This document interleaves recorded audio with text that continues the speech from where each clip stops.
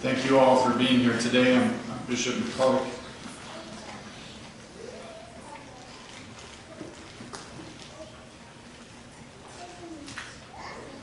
It's going to be a long day. I'd like to thank Brother Greg Anderson for our music and pregnant music today. Our organist today is going to be Gay Lynn, and our chorister will be Sister Virginia Baird. I'd like to go ahead and commence our service today by singing on page 294, Love at Home, followed by Brother Alan Chipman, who will give us our opening prayer.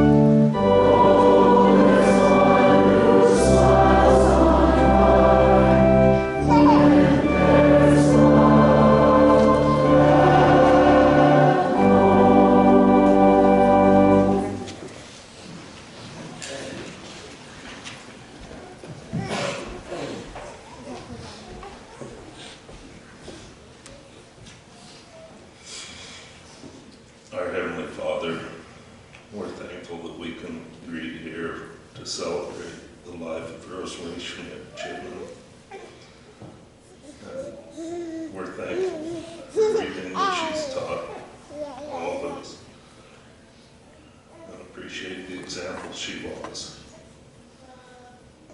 And ask that we will all be able to be comforted through this, and that things will go smooth throughout her day. And we say this in the name of Jesus Christ. Amen.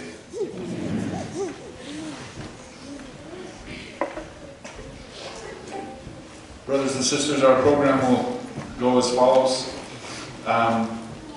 Darren and Elaine are going to give the life sketch. Following the life sketch, we will have a musical number by our Harbor Springs, accompanied by Heidi. And then after the musical number, Calvin Chipman will address us. And following Calvin, there will be a musical number with Galen and Heidi, Be Still My Soul. And following that, then we will make some final remarks.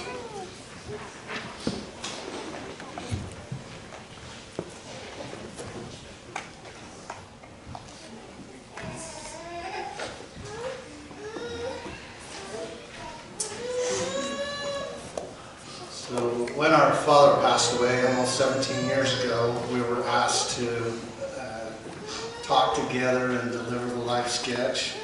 And Mom really enjoyed that, and so that was her request, is that we do this again for her. So, start with the birthday. Okay, she was born August 7th, 1937 to Henry Fred and Jenny Mae Schmidt. She is the oldest of 6 children.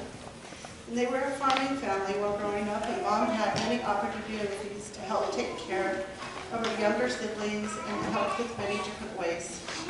From growing up in a farming family, she learned to work hard and learned a lot about gardening, harvesting, canning, produce and gardening, plus many other skills to be self-sufficient. One of the things that was always important in the Schmidt household was music. And Mom started playing the violin when she was 8 years old. They lived in West Jordan, and some of those times, part of that time she had lessons in Salt Lake. And so she would catch a bus from West Jordan to go into Salt Lake for her lessons. And then for a period of time, her mother was not well, and so it became Mom's job to help get Christmas presents in Salt Lake during that time of year. And that was when she was 8. I can't imagine sending an 8-year-old to Salt Lake on a bus, but she didn't. We don't have a whole lot of information about her younger life. We weren't there, and we didn't take the time we have enough to talk about without that. But when she was in high school, she was the co-editor of the high school newspaper. And after high school, she attended BYU and graduated from BYU in homemaking education. After she graduated from BYU, she was able to spend a few years teaching school before she decided it was best to stay home and focus on the family. Why don't you tell them about how Mom and Dad met? Okay, so Mom and Dad, this was right after my dad got home from his mission, and he had a friend named Bob Flinders, and by the way, we're not going to try to tell you too many names because we would miss a lot of people.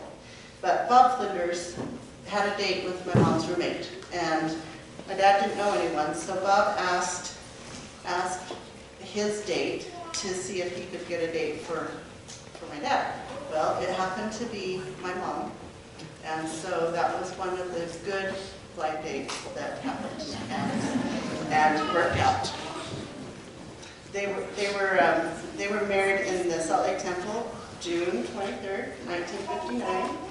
And after they were married, they moved into the home that she's lived in ever since. So we have a lot of memories of that home. Can you believe we actually had 4 boys and 4 girls in the family? And I'm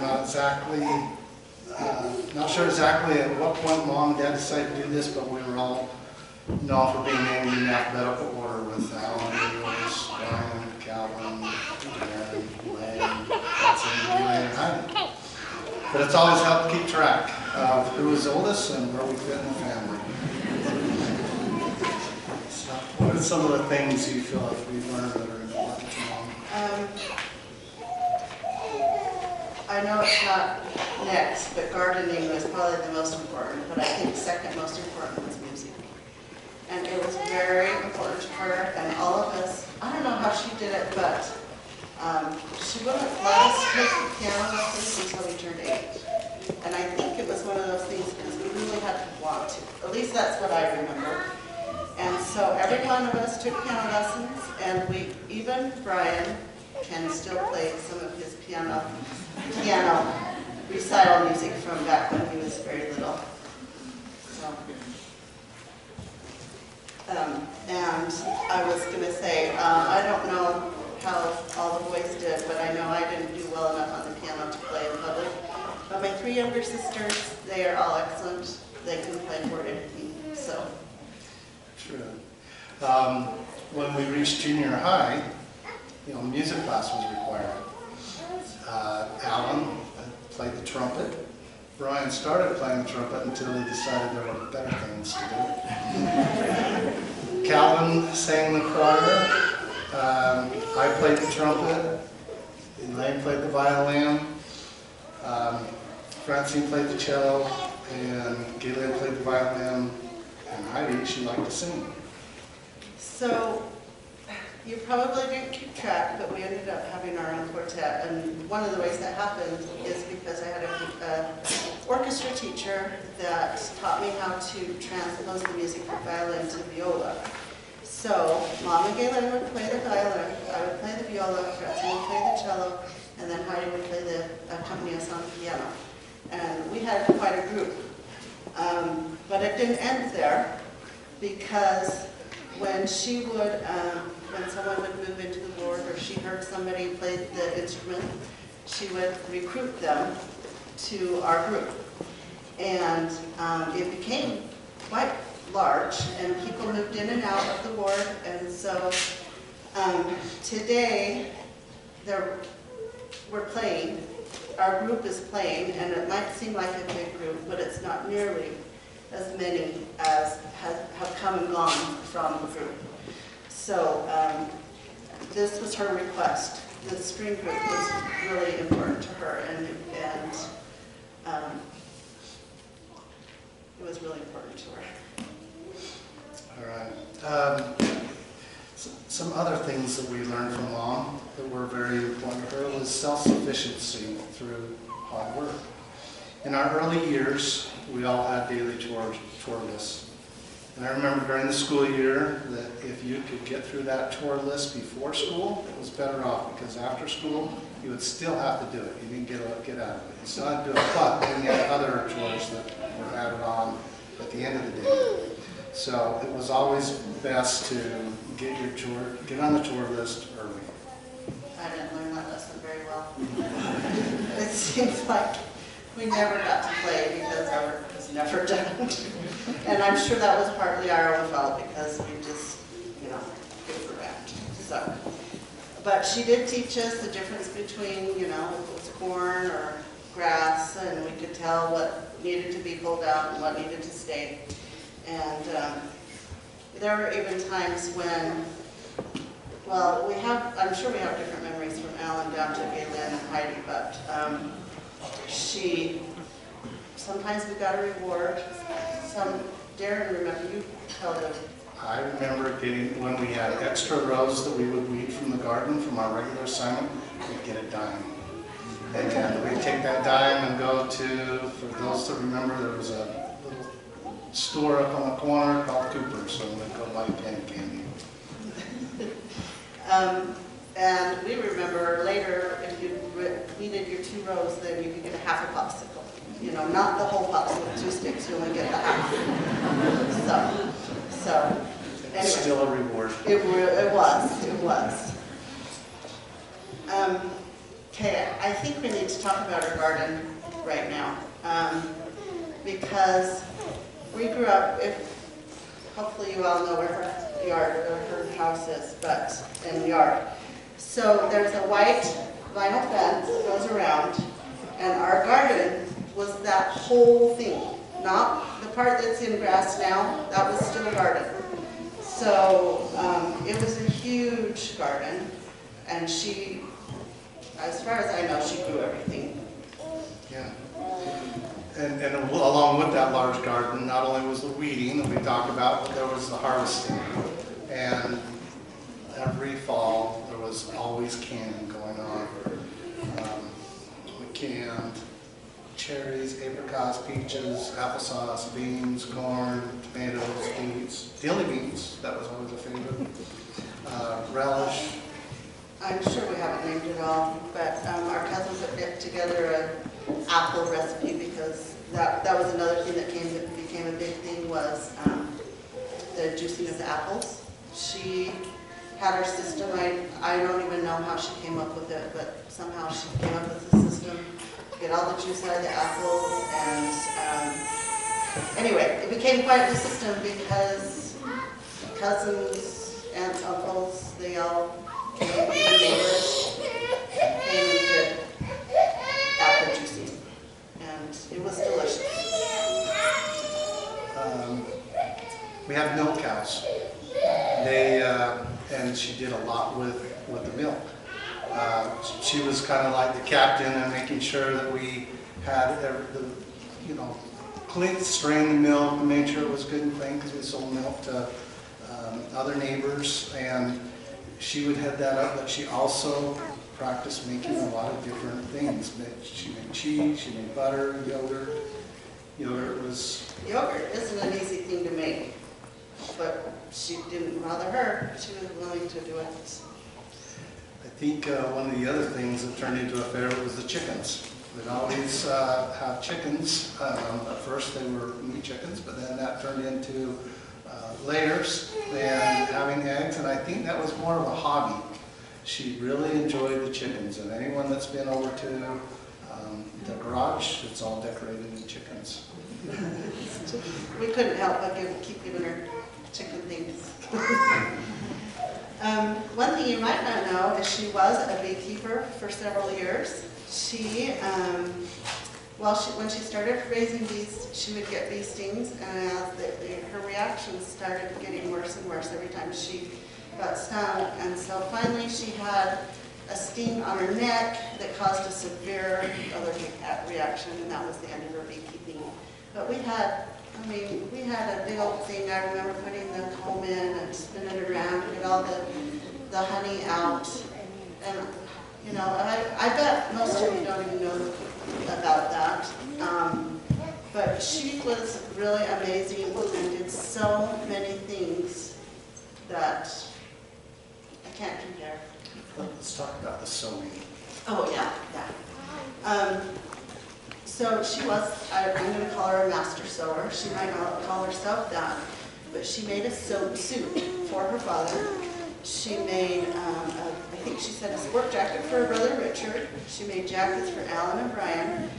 But the one I want to mention, we did the picture because when there were only 6 of us, she made red and white gingham shirts for all the boys and dresses for the girls. And we had a little pony and a pony cart, and we dressed up. We were in the parade, but then we also went and sold corn. So we had big cornfields, and we would, she would pick the corn. Yeah, we'd pick the corn, and then we would load it up on the pony cart and go to a neighborhood north of the house and ride around and knock door to door and sell corn. And that's how we earned money to buy school clothes. Yeah. Later on, we actually had a stand that was out by where Big Lots is now. We actually had a stand that was right there on the highway or freeway, not freeway, State Street. Interstate. Whatever. It was a busy street, and we sold a lot of corn that way. And like you said, that's how we came up with our school clothes money. So we learned a lot of work. There was a lot of work that she taught us. She taught us to stick to it until you were done. And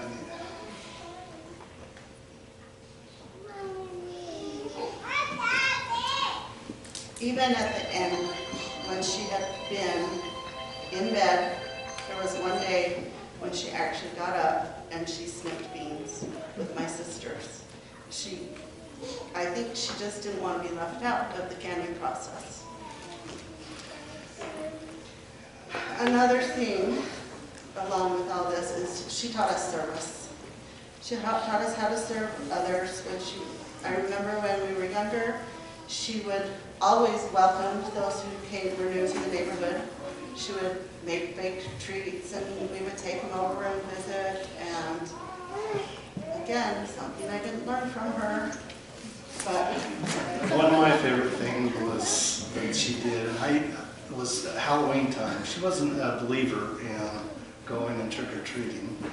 She was a believer in doing the opposite. And so she made Little Red Riding outfits for Elaine and Nancy. I think it was basically all the girls. And they would get a bunch of produce from the garden, potatoes, carrots, onions, things from the garden, put in a basket, and go knock on doors of some of the elderly people in the neighborhood and give them, knock on the door. I think that people were expecting trick-or-treaters, and instead they had a few little Red Riding Hoods out there with a gift for them. she didn't like the idea of us going to beg for candy, so we were taking something instead. And that's just kind of how it went. Oh, go ahead. I was just going to say, but she began to, later in life, she really, I don't want to say embraced Halloween. She transitioned. Yeah. So the sisters remember at the time when she decided to give out wassail. So, because she juiced these apples, so wassail is basically spiced apple cider. And she sat out on the front porch with her brew, and she dressed up as a witch. And I think she scared some children that year. But we started having family Halloween parties, and it was fun because she would dress up. She was Nanny McPhee one year.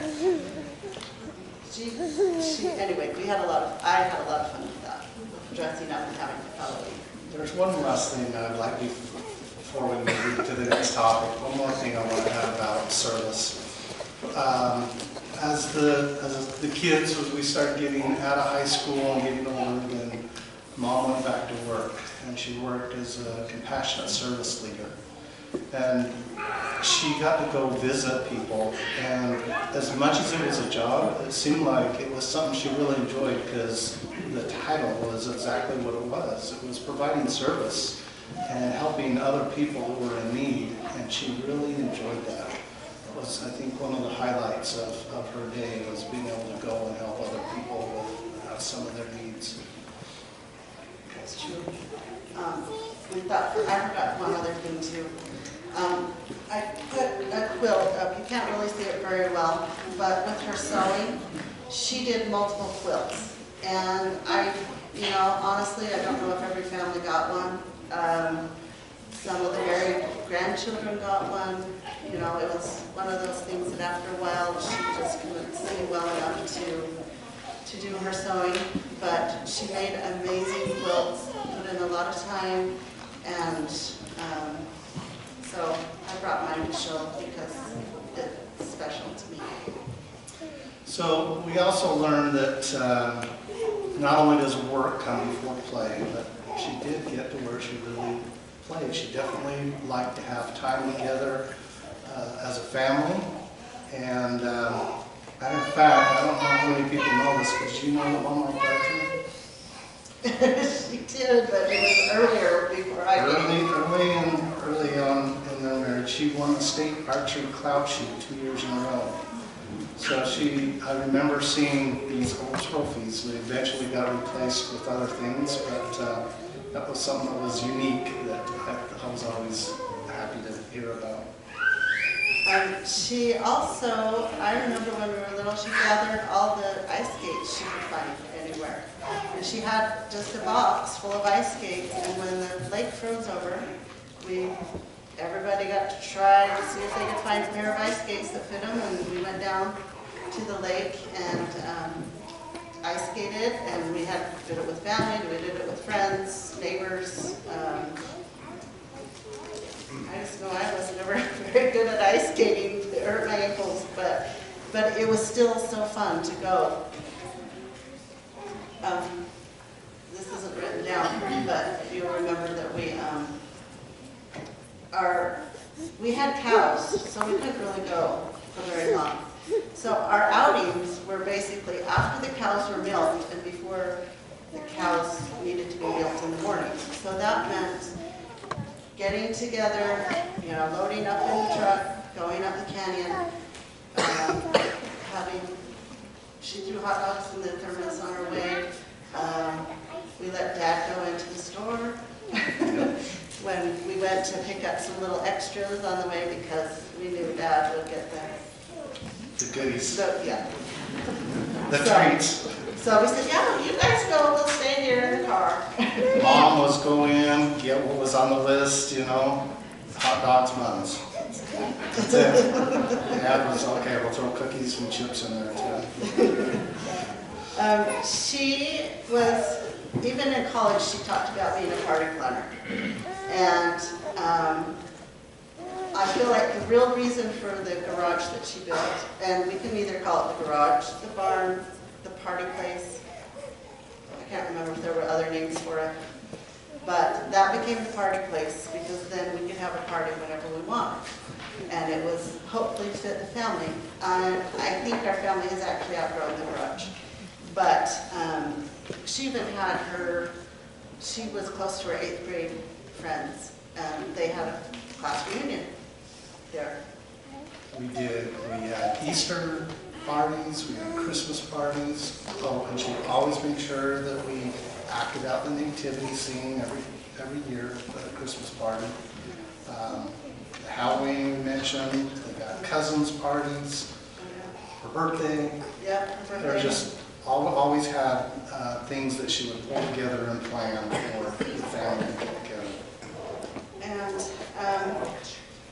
one of the other things because she was a really good cook, she was excellent at making rolls. And I know I often requested those rolls for family get-togethers. But she was the overall wonderful homemaker. She could do it all. Dutch oven. We forgot that. She did Dutch oven. She loved Dutch oven cooking. Did Dutch oven cooking, that was some of our favorites, along with the rolls. Yeah. Yeah. We should probably make mention, she did belong to the Tops Club, which was take off pounds sensibly, I think. I hope I'm not wrong.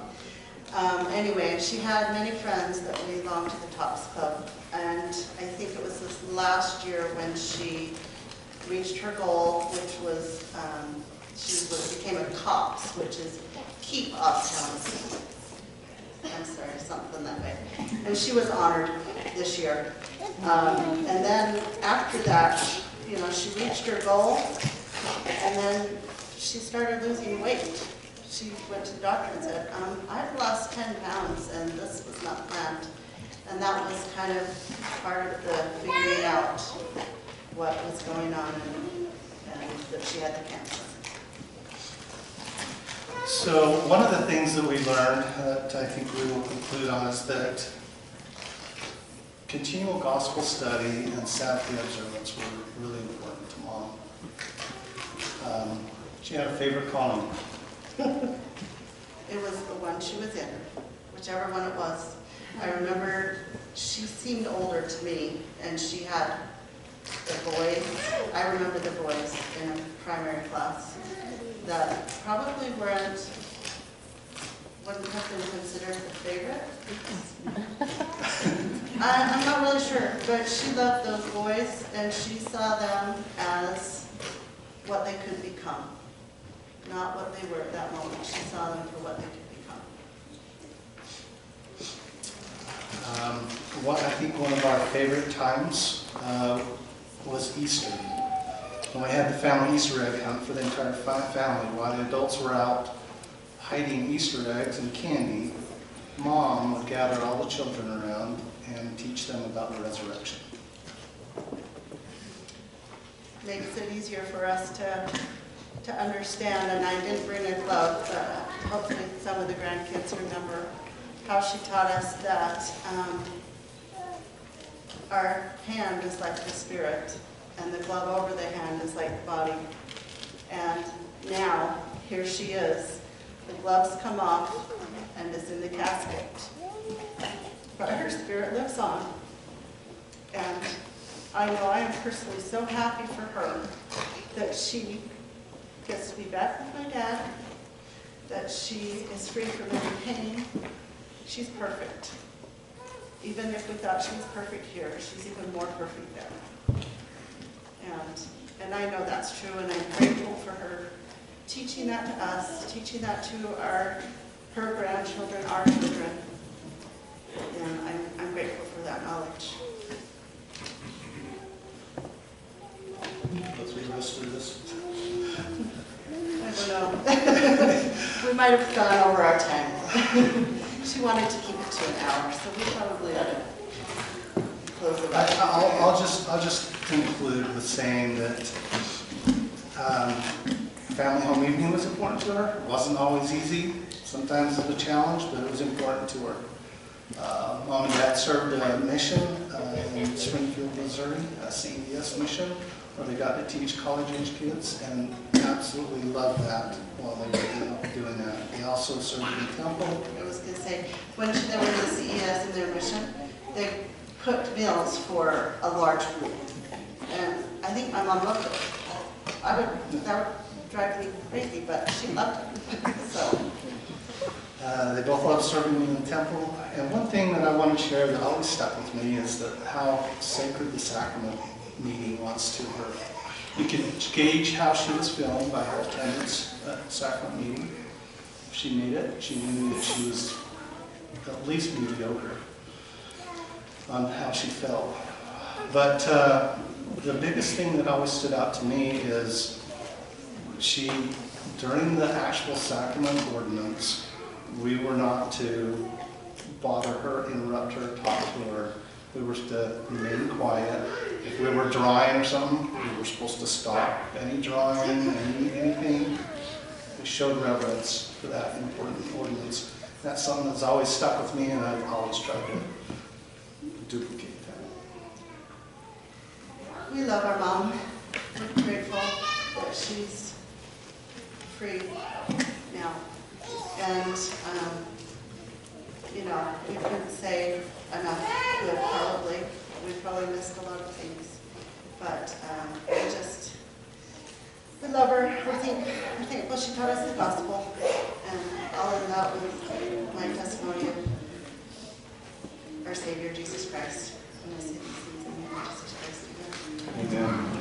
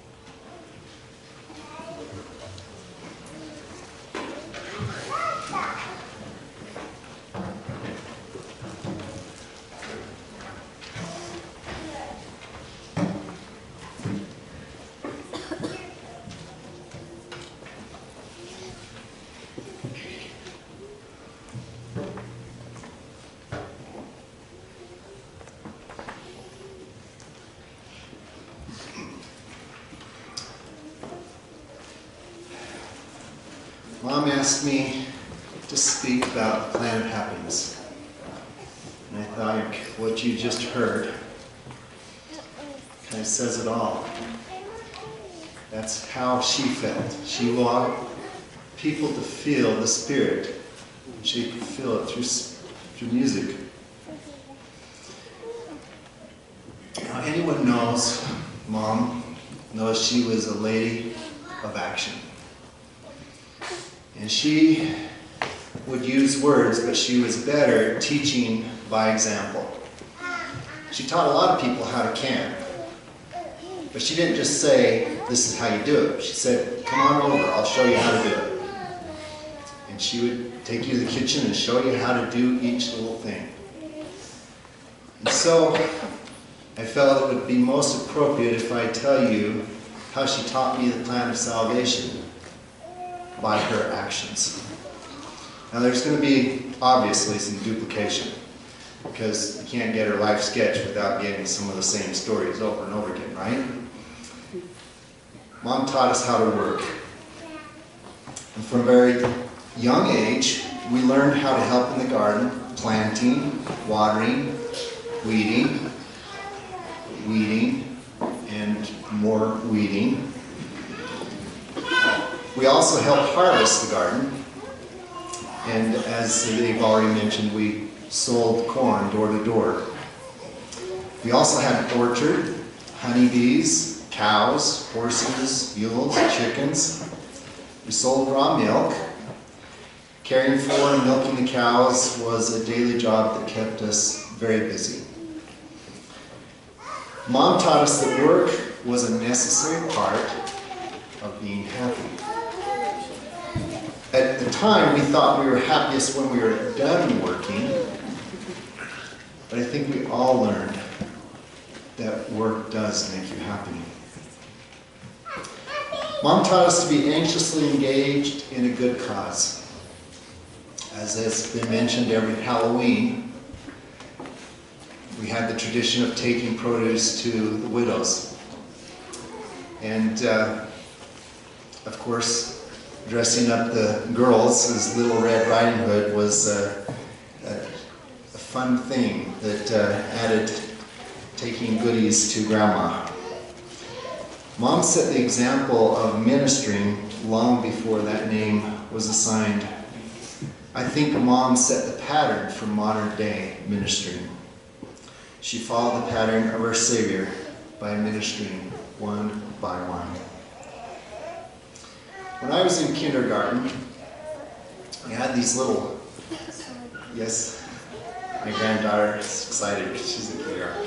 We had these little cubbies where we could put our personal belongings. And next to my cubby, there were some coins there. And I took them and bought some candy. And when Mom saw me with some candy, she asked where I got the money. I told her, and we immediately made a trip to my teacher's house, where she paid her back. I had to explain what I had done, and then Mom made arrangements for me to work extra chores to pay her back for that money. She was kind, yet firm. And she taught me not to steal and how to repent. And it worked. Mom taught me how to have friends and how to be a good friend. When the only boy in the area and my best friend, Jeff Nash, passed away at age 12, Mom became my new best friend.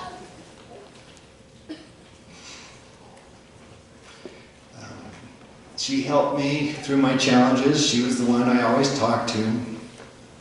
And she helped me gain new friends by enrolling me in an adult education oil painting class. Now, all the others in the class were ladies. I was the only male.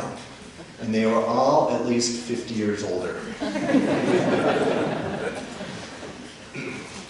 My great aunt, Virginia May, was my partner. She took me to the classes.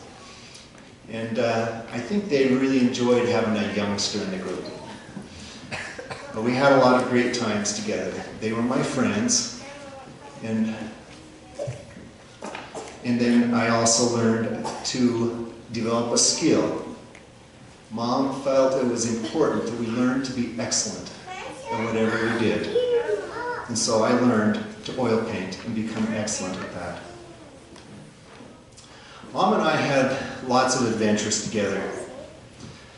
One of the projects we did together was chickens for meat, as has been mentioned. We did it multiple times when I was a teenager and also as I was a young father.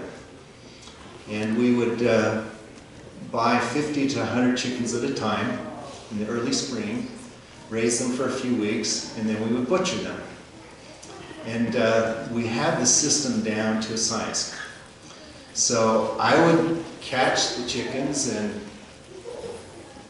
begin the process, and she would finish the process.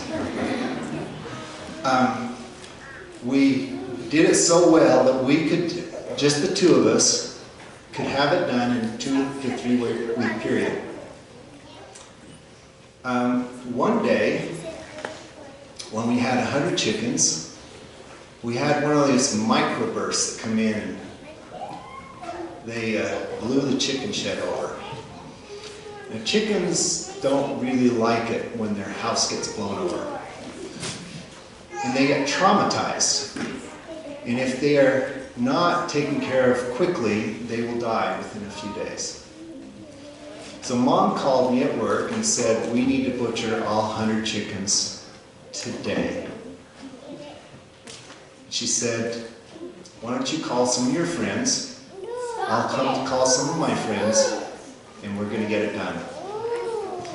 Well, maybe it doesn't need to be said, but butchering chickens isn't the most glamorous job.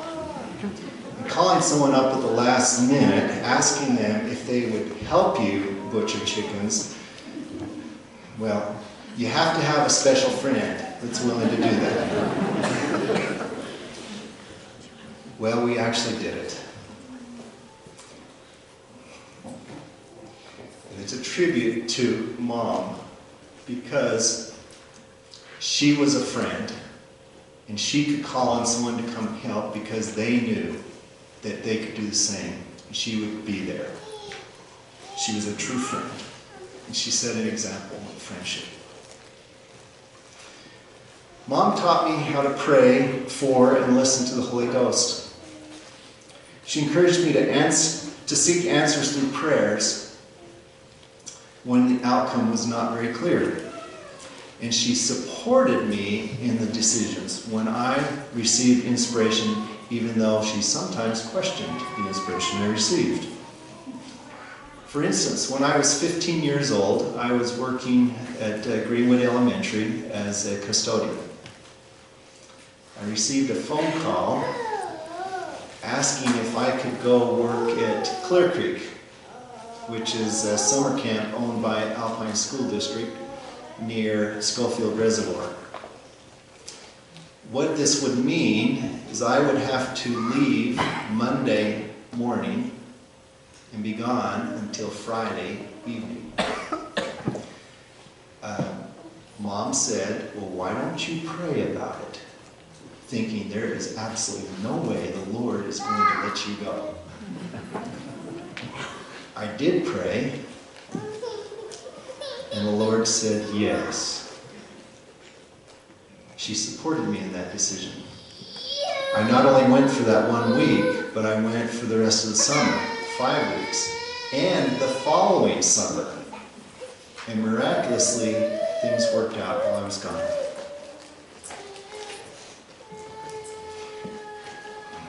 In November 2004, Dad passed away. Mom, of course, really struggled being alone.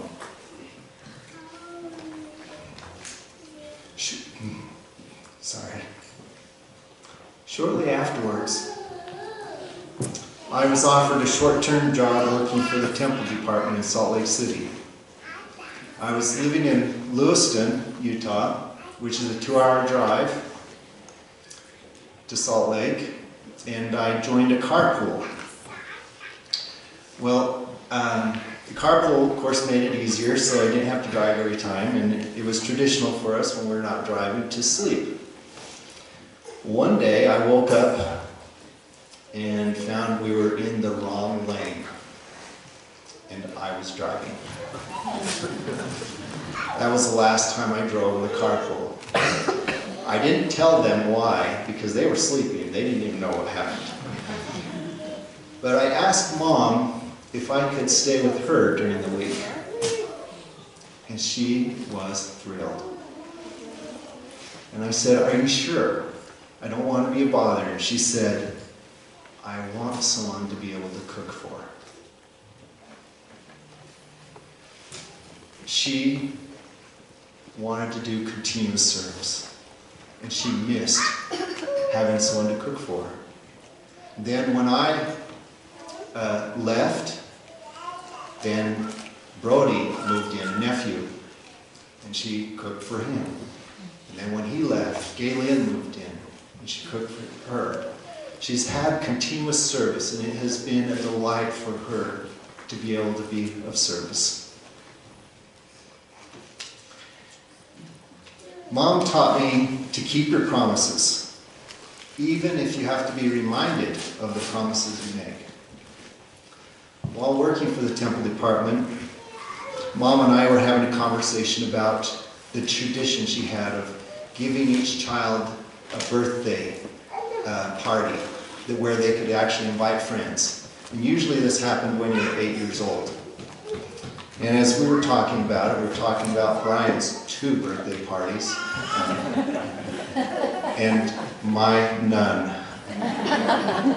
And she said, "I couldn't have missed your birthday party." And I said, "Well, I didn't get it." And then she thought about it, she's more, and she said, "Oh, that's when Francine was born, isn't it?" "Oh, yeah, I remember."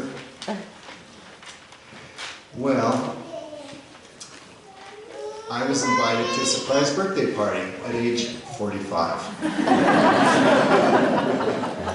At that point, it was a little embarrassing, but it taught an important principle, that Mom believed in keeping her promises. In the Lord's plan, we make covenants, and she taught us that you keep your covenants. Now, Mom taught me that the Lord blesses us for our efforts.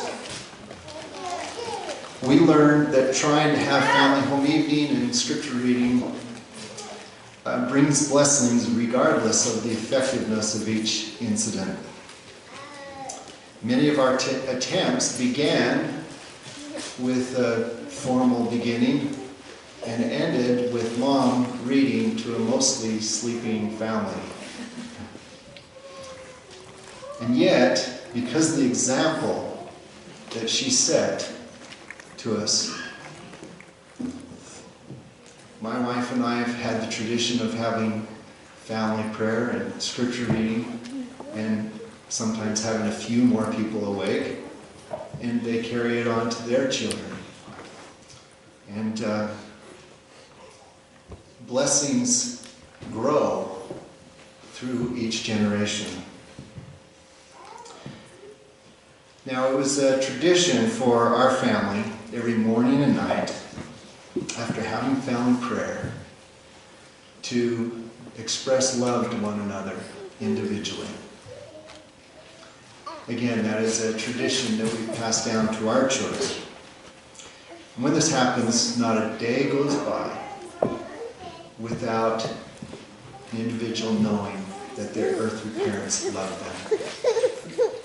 And if earthly parents can love their children when they are imperfect, that teaches us that perfect parents love us perfectly. Mom knew that our Heavenly Father loved her. She knew this in a special way. Mom felt it was important that we continue to have a family traditions for special holidays and so forth, and this has already been mentioned. And when the family grew to such a size where we couldn't just meet at her house, we started meeting here in this church. Well, that became more difficult to schedule, and so Mom tossed around ideas on how she could have a meeting place of her own. And her brother suggested, why don't you just build an oversized garage? And so that's exactly what she did. And of course it has been a wonderful meeting place for the family and for others to be able to gather something that she knew she could schedule. Now, as has already been mentioned, we had our family traditions, and Easter was a tradition where the children loved gathering together the Saturday before Easter to gather candy and goodies and so forth. Mom loved to teach the Easter story. And that was a chance for her to tell the true meaning of Easter, and that Jesus Christ began the resurrection, and that we will all be resurrected. I'm sure Mom is happily reunited with Dad now, and with her parents and family members who passed on before. Each of us can look forward to being reunited with our bodies and with families because of the resurrection. The last few weeks, Mom was in a lot of pain. And she wanted just to be released from this life and relieved of the pain. She asked us to pray that she could be relieved. At one point, we decided as siblings that we should have a family prayer. And Mom said, no, I will go on the Lord's time. She knew that we can pray for that which we want, but we need to be willing to accept the Lord's will. And it's up to each of us to align our will with His. I know that Jesus Christ made this plan of happiness possible for all of us. And I know that Mom knew it as well. Of this I testify. In the name of Jesus Christ. Amen.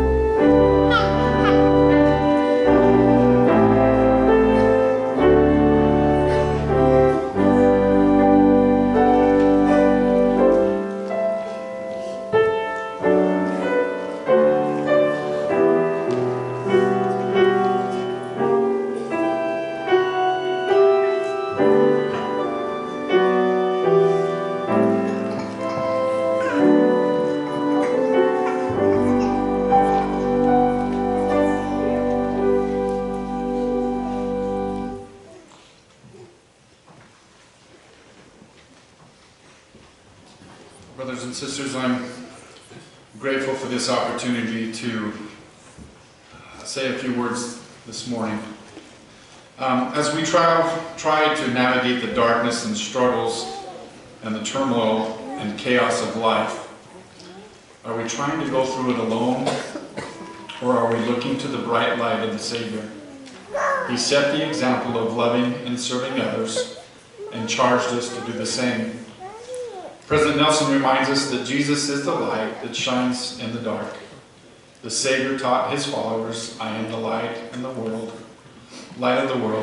He that followeth me shall not walk in darkness, but shall have the light of life." One of the ways that we can follow the Savior is by keeping our covenants to help those in need. And I think Sister Chipman and Rosemarie was that perfect example. She was always trying to serve people. When I got called as bishop, they had done it over in the tabernacle, and Rosemarie and Heidi were the first people to come up and congratulate me or give me condolences being made the bishop. But I'll never forget this. She's bishop, I'm here to serve. And anything that I can help you in your calling as a new bishop, please let me know. And I'll never forget that. We've seen each other. We were in different wards for a long time up until the ward changed and I was made the bishop. And I love hearing the stories that Elaine and Darren told and Calvin, that she was always doing service. And I know that Rosemarie was the light for all of us, set the example for us in this world to be the light of Christ. She did it by numerous different ways. The service, Calvin or Elaine mentioned that her favorite calling was the music director. And to me, the best way to bring the Spirit into a meeting is by music. I love that she had formed the Harbor Strings. We could hear them sometimes at state conference, or occasionally we would have them in our ward before the split. But it was also nice and refreshing to hear the group. And Rosemarie always, if it wasn't the strings, she always had different musical numbers during sacrament meeting that would always bring the Spirit into the meeting. And she just loved it, like her kids said. And it was great. Brothers and sisters, I want you to know how much this gospel means to me, and for the example that Rosemarie showed unto all of us.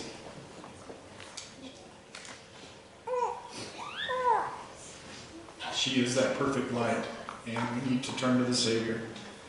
And if we do so, that we can join our family members one day. And I leave that with you in the name of Jesus Christ. Amen. We'll go ahead and close our service today by singing on page 152, "God Be With You Till We Meet Again," followed by Brother John Watson will give us our closing prayer.